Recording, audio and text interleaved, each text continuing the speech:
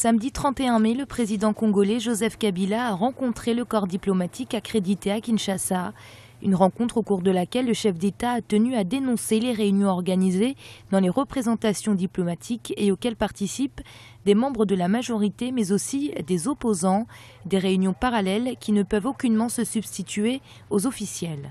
Ils organisaient dans des chancelleries des concertations dans lesquelles ils faisaient venir des représentants des partis politiques de la majorité, ceux de l'opposition, pour essayer d'initier des procédures, des calendriers institutionnels dans une ambassade, c'est-à-dire en dehors des institutions, qui sont les seuls attitrés pour pouvoir traiter, gérer les questions de politique intérieure.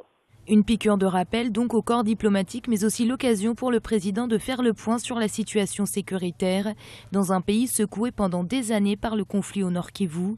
Le chef d'État a d'ailleurs estimé que la paix était en bonne voie dans le pays. Il y aurait donc en effet de la part du président Kabila un discours diplomatique, politique acceptable et normal, et dans la réalité des faits, une partie de contestation de la part de l'opposition.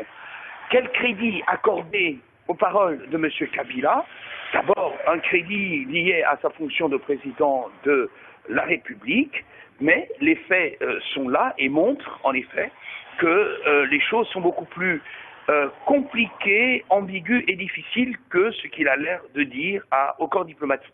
Cette rencontre a également été l'occasion pour le président de demander de nouveaux investissements, désormais possibles grâce au retour à la paix et à la stabilité qui s'amorcent dans le pays.